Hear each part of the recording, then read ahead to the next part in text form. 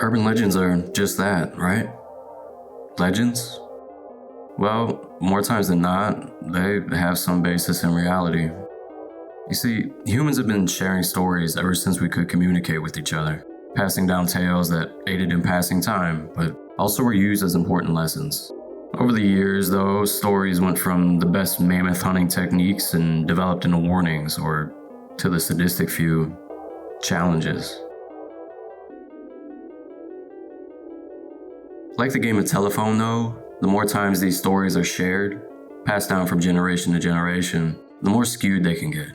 The details ease up a bit, begin to blend together, certain things exaggerated, and the story way off from the source material. No matter how far off they get, though, remember, they started off from some bit of truth. The three stories today are based off of unfortunate and terrifying events that actually did or do occur in some semblance of what is described in their respective tales. Please use these examples as lessons on being cautious and vigilant as you go about your daily life. I, of course, don't know the exact likelihood that you'll find yourself in a situation described by these stories, but it never hurts to be aware of such things. And please, don't take them as a challenge to go out and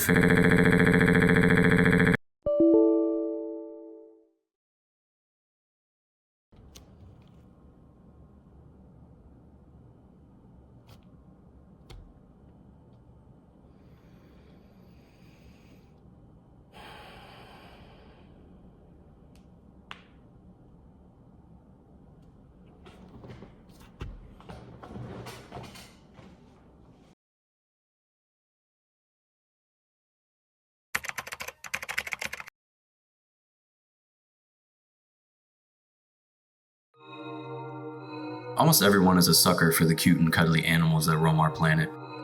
You have hamsters, squirrels, hedgehogs, and bunny rabbits. Sure, you could always get a nasty bite, and if the animals are wild, then you are certainly headed for a trip to the hospital. Nevertheless, they're adorable, even if from afar. That is, unless you find their bodies strung up from a bridge. See, that's where our first urban legend takes us. Specifically to Fairfax County, Virginia. Having lived there myself for a few years, I can personally attest to the amount of narrow backroad underpass tunnels that exist in the area. They can be considered historic and charming in a sense. They can also be quite uncomfortable. The year was 1904, so one iteration of the legend goes. Not far from a bridge on Colchester Road, there was an asylum that housed many patients. Naturally, the residents of Clifton, the town our tale takes place in, didn't adore the idea of said patients disturbing the sanctity of their homes. That being said, after some strings were pulled, the patients were rounded up and transported by bus to Lorton Prison. And during the trip, tragedy. The bus hit a slick patch of road, and the driver lost control. Some patients saw the opportunity to run and took it, but it was to no avail. Shortly after the accident, all of the patients were present and accounted for. Except for one, Douglas Griffin. Weeks went by, searches were conducted, but no sign of our missing patient. Rabbit corpses began to appear in the woods surrounding our infamous bridge at an unnatural rate. And these weren't being hunted and killed by animals, but by Douglas. He was eating them to survive. It wasn't enough that the corpses lay all over the woods, however. Eventually, Douglas felt the need to decorate the bridge with our adorable, furry friends. Some kids picked up on the knowledge of Mr. Griffin haunting the area around Colchester Road Bridge, and on Halloween of 1904, they decided to venture out and located Northern Virginia's mysterious bunny man themselves. They made their way to the bridge and nothing, until they saw a bright flash. And in what seemed like an instant, they were all gutted and hung upside down from the bridge, just like the bunnies before them. Ever since, anyone who visits the same bridge at the same time as the unlucky group of children will find themselves with a similar fate. Or so the legend goes. Now, obviously there are some holes with the story. For one, buses weren't all that common for transportation in the early 1900s. Secondly, there was never an asylum in Clifton, Virginia. There has to be some reason this story came to light though, and there in fact was, and we have Fairfax County archivist Brian Conley to thank for uncovering the genesis event of our infamous tale of the Bunny Man. Apparently, during the 1990s, Conley had worked for the county's library system as a historian, and many people would come and ask if the Bunny Man had any truth to him. After so many I don't knows, Brian decided him and the public needed to know the truth. So he dug through records. And he dug, and he dug, and he found something. In 1970, a couple spending time together in their vehicle just so happened to have decided to park not far from the bridge on Colchester Road. A terrifying event then took place that shook them to their core. Apparently, a gentleman had approached their vehicle, raving about how they were trespassing and needed to leave the area immediately. And before the couple could even react, a hatchet was thrown at their vehicle.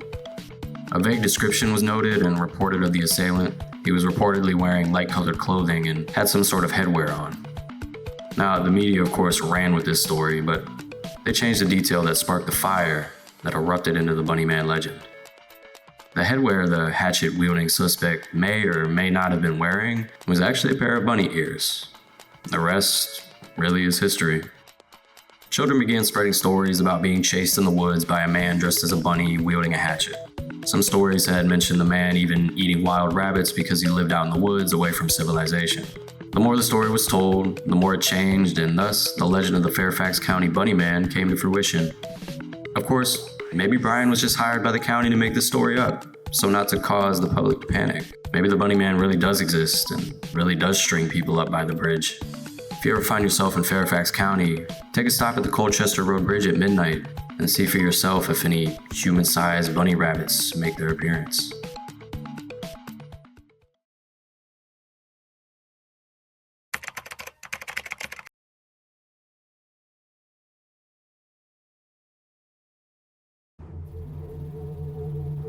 Terror.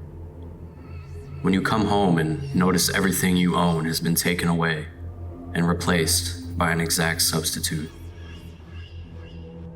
These are words spoken by the great horror author Stephen King, and they hold true.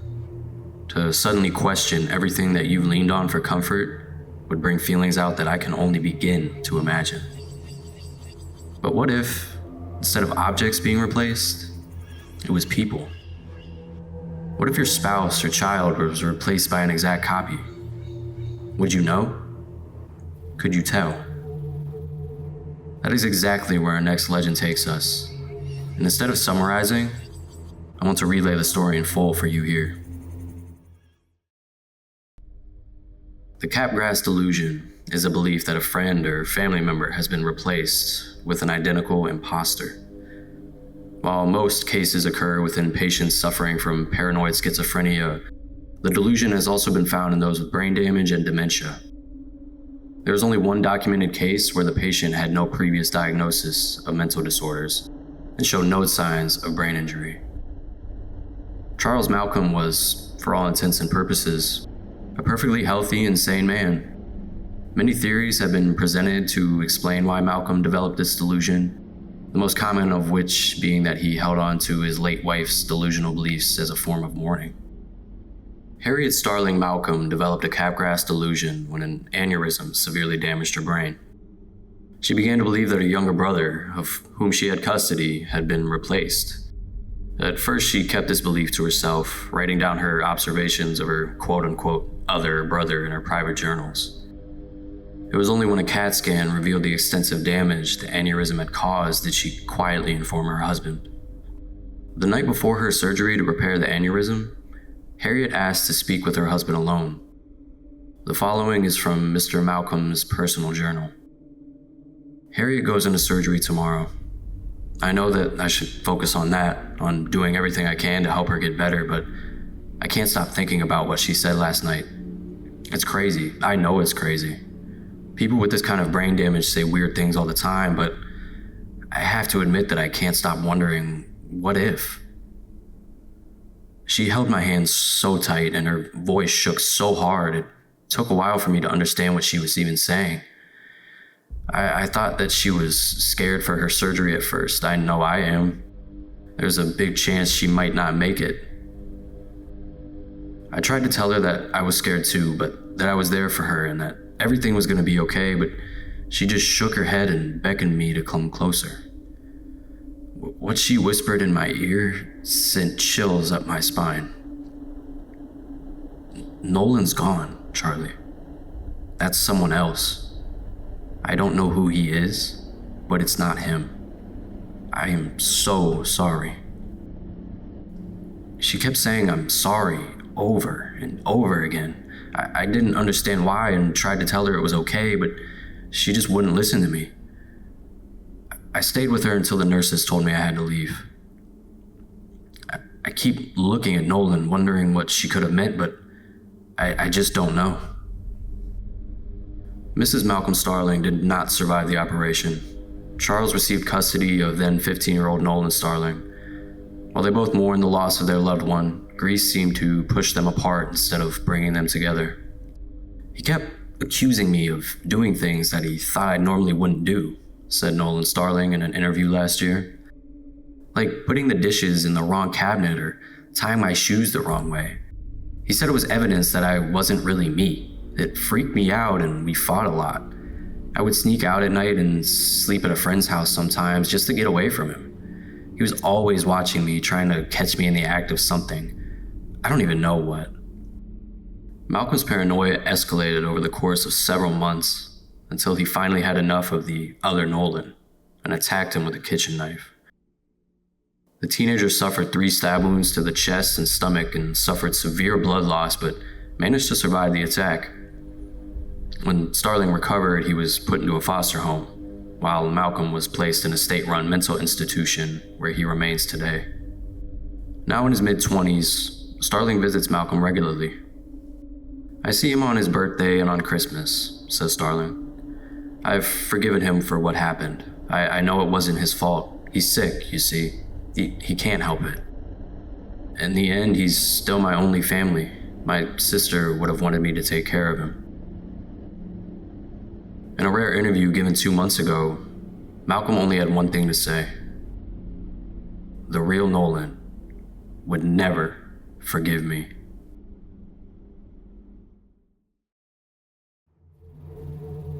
This story was written by one Chamber Gambit, and honestly, it left me with chills after concluding reading for the first time.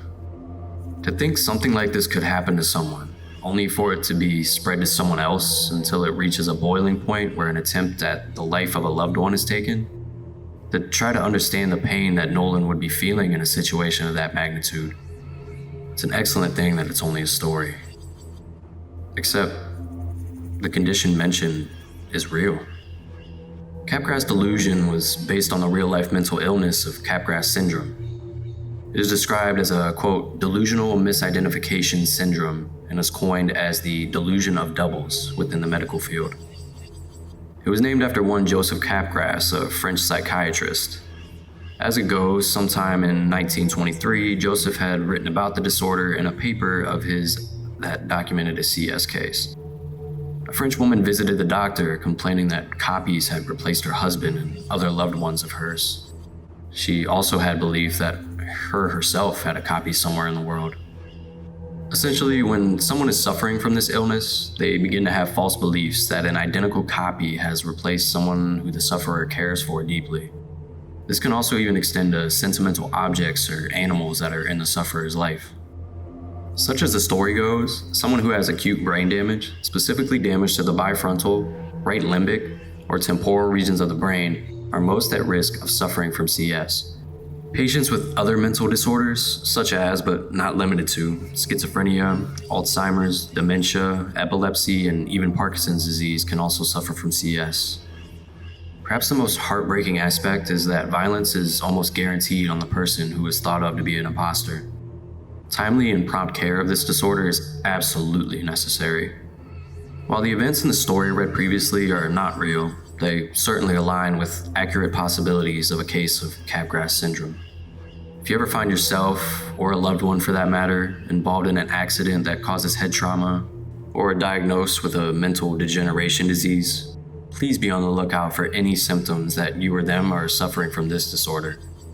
The potential heartbreak that could be caused on top of other issues is something I would not want anyone to go through.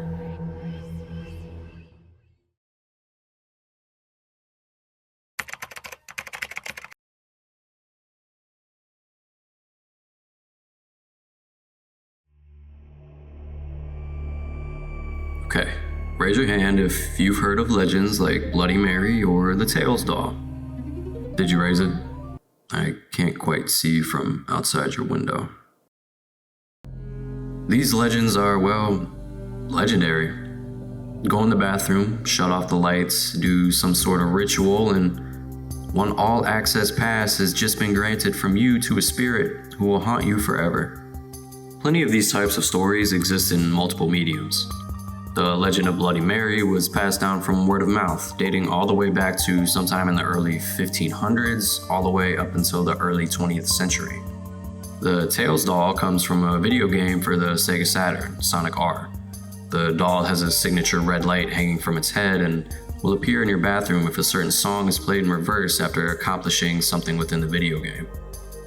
There's also the legend of the Candyman, who was portrayed most famously in the movie by the same name, released in October of 1992. At the beginning of the film, an urban legend is described, one where a woman had called 911 about an intruder in her home, but she was not taken seriously by the dispatchers. Shortly after the events that night, her body was discovered in the middle of her high-rise public housing project, brutally slashed and stabbed to death. The tales of the Candyman haunt Cabrini Green, a housing complex located on the near north side of Chicago. Supposedly, the details surrounding the legend are sparse, but that doesn't stop two researchers from the University of Illinois from going on the hunt for the Candyman. Something prolific that the women find during their research is that through interviews of the supposed neighbors of the woman found stabbed to death after calling 911, the details seem to match perfectly. But then why would the story just be being brushed off as an urban legend? Why would 25 other murders occur in the same location with the same details being shared among them? The two journalists set out to find this Candyman for themselves and make their way into the recently deceased woman's apartment, chanting the name of the specter 5 times in the mirror, and nothing happens. And the legend continues to go unproven. Upon further research, it is found that the Candyman is actually the son of a slave, one of which found a system to mass-produce Jews during the ongoing Civil War. The son grew up polite and intelligent, being well-known and well-respected in his community despite societal issues during that time period. He was an extremely accomplished artist, and his paintings were often sought after very frequently. He had then fallen in love with a white woman and fathered a child with his newly found love interest.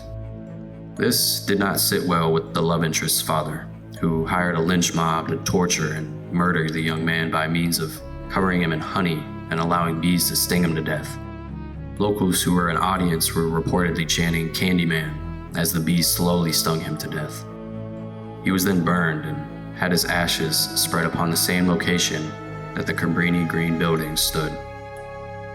Our journalists then returned to the housing project to attempt to gather more evidence of this Candyman, where they run into a gang leader who carried a hook and claimed to be the man behind the legend. The leader attempts to assault one of the journalists, but she was able to escape and was also able to get the man who attacked her arrested, which was supposed to be the end of the Candyman legend. But of course, it wasn't. After explaining that the Candyman wasn't real after all, he appeared finally to our young journalist to right the wrongs of her discrediting his legend. Innocent blood had to be spilled to perpetuate his existence. Now, the movie begins to conclude after this point, so I won't spoil absolutely everything, but the legend certainly is driven home. The Candyman isn't real, as we know, and the story behind the Candyman isn't real. But similar situations certainly were during the time period mentioned. Horrific and sickening are only scratching the surface of describing such events. Real class and real race issues occurring within Chicago at the time of the film's inception was a huge inspiration for the making of the Candyman. There even is a tragic, real-life event of someone getting murdered by someone coming through their bathroom mirror that is also believed to have been some sort of inspiration for the film. One, ruthiemaemccoy, was an African-American woman who grew up on the south side of Chicago in the 1970s and 1980s. She began showing symptoms of severe mental illnesses in her 20s, which is all too common for people of that age group. Unfortunately, due to systems and institutions failing to properly aid those who are marginalized and underprivileged, her mental condition, which was officially diagnosed as residual type schizophrenia, worsened to the point that she could not hold a steady job. She was eventually living in ABLA Homes, which was a Chicago Housing Authority public housing development comprising of 4 separate housing projects on the near west side of Chicago.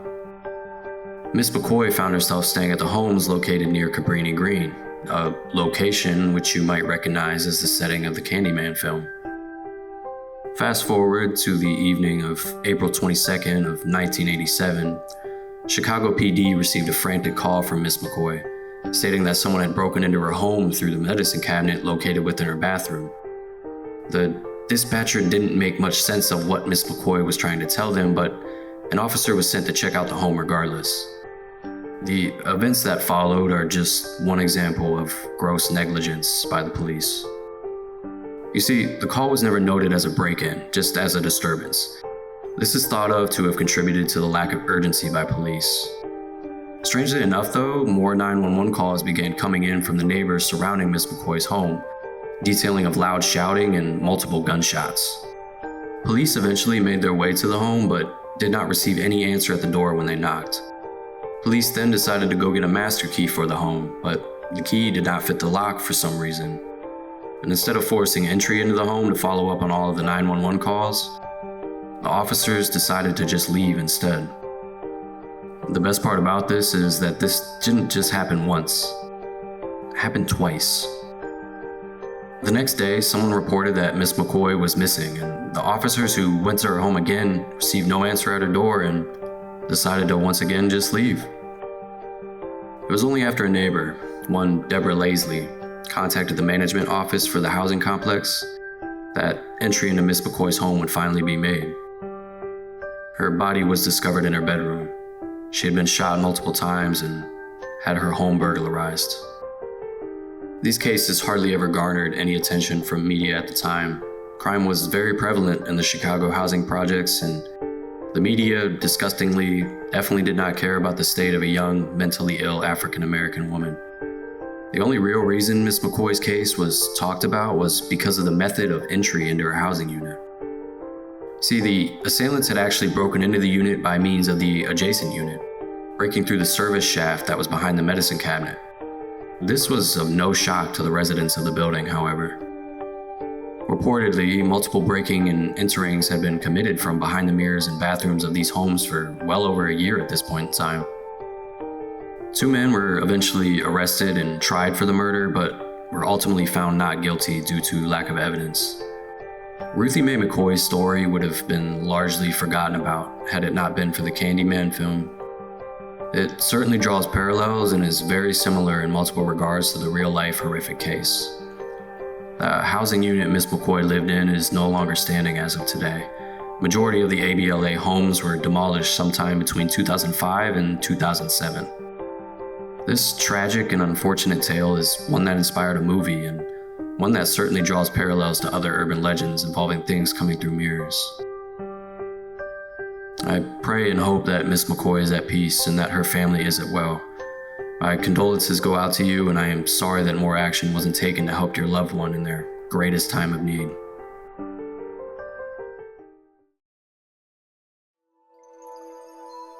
These stories should be used as cautionary tales. The events that the legends are based on certainly are absolutely horrific and terrible in their own unique ways. However, bringing light and spreading education about these situations will ensure that lessons continue to be learned from them. We all love a good creepy tale that sends shivers up our spine, but at the end of the day, we need to all remind ourselves of what is real and what is not. Urban legends are no exception, but that doesn't mean we just need to let the fun of believing in them die out. Stories of these types have existed for as long as humans have, and I don't foresee that ever changing in the future. I hope you enjoyed the discussions within this video. Please stay safe, tell a loved one that you love and care for them, keep it low-key, and have a great night.